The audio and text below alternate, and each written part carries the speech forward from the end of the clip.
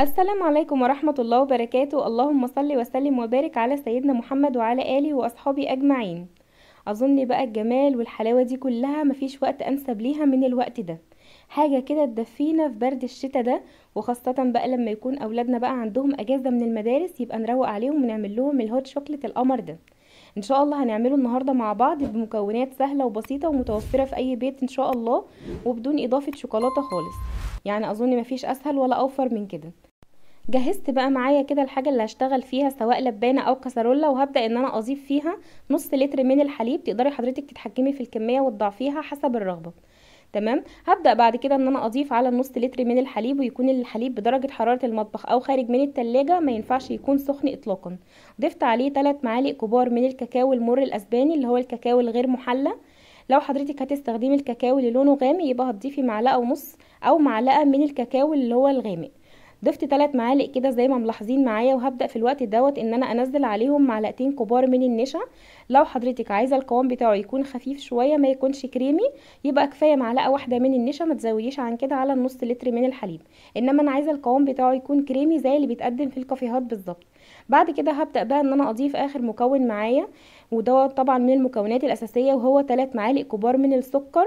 طبعا السكر بيزيد او بيقل حسب الرغبة، يعني السكر نسبي معانا. تمام. بس انا شايفه ان 3 معالق كويسين جدا على النص لتر من الحليب. هبدأ بعد كده ان انا اضيف معايا هنا التركية دي، وطبعا دي بتكون اضافة اختيارية، ممكن حضرتك تستغني عنها، يعني اختيارية. هو باكت من الفانيليا علشان بس يطعم معايا الهوت شوكليت كده. انا بحب اضيفه على اي حاجة فيها حليب. بحب اضيف معايا الفانيليا علشان انا بحب طعمها على اي حاجة فيها حليب. تمام. بعد كده زي ما ملاحظين معايا، هبدأ بقى ان انا اقلب الخليط معايا كويس جدا لغاية لما الاحظ ان مفيش فيه اي تكتلات نهائي من النشا او من الكاكاو.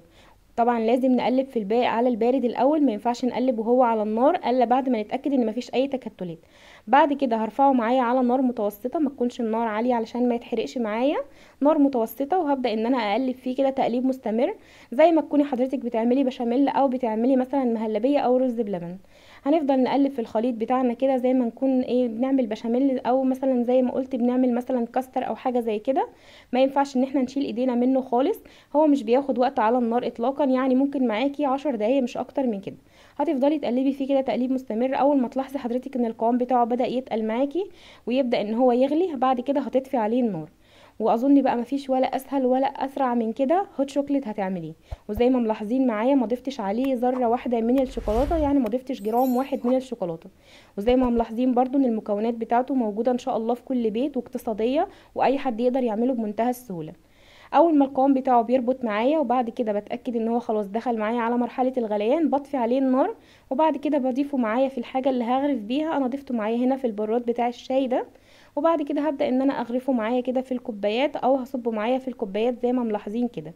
الكميه ديت ما شاء الله عملت معايا المجين اللي قدام حضراتكم ده، وهتعمل معايا برضو كوبايه صغيره اللي شفتوها معايا في اول الفيديو.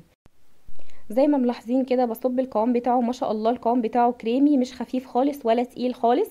يعني القوام بتاعه كريمي، وتقدري تتحكمي في القوام بتاعه عن طريق النشا. زي ما قلت تقدري تحطي معلقتين زي ما انا ما عملت، او معلقه واحده كفايه.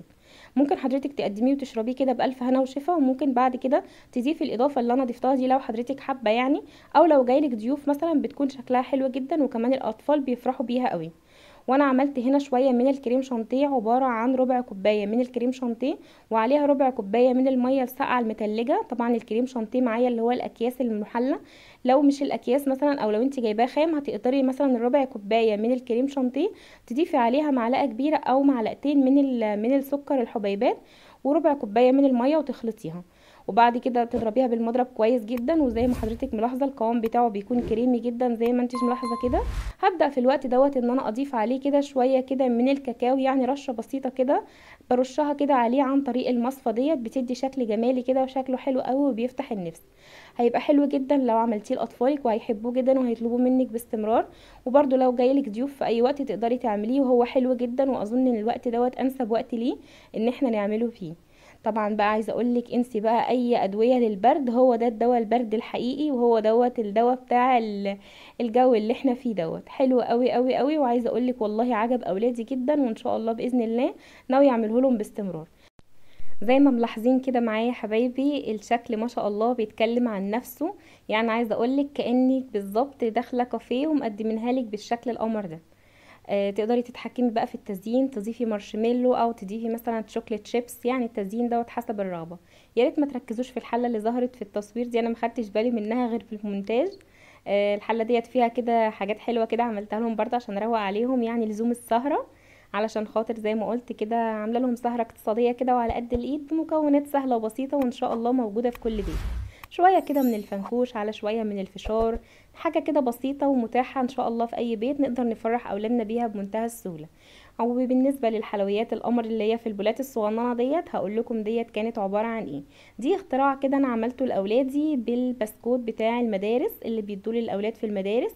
طبعا انا عندي الاولاد بيجوا بيه ما بيرضوش ياكلوه، فانا حبيت ان انا اعمل لهم بيه كده اختراع، وعايزه اقول لكم من جماله كانوا بيتخانقوا عليه. ان شاء الله اكتبوا لي في التعليقات، وان شاء الله ربنا يذكرني وانزل لكم الفيديو بتاعه ان شاء الله المره اللي جايه. عايزه اقول لكم والله لو جربتوه وعملتوه لاولادكم كمان في البيت، هينسوا بقى ان هم يرموا البسكوت ده تاني، او ان هم مثلا ما يرضوش ياكلوه. عايزه اقول لكم من جمال الوصفه كمان هيتخانقوا عليه. يلا حبايب قلبي، شايفين ما شاء الله القوام بتاعه؟ هوريهولكم دلوقتي عامل ازاي. القوام بتاعه كمان كريمي جدا، زي ما قلت كده حاجه ما بين البودنج والدانيت.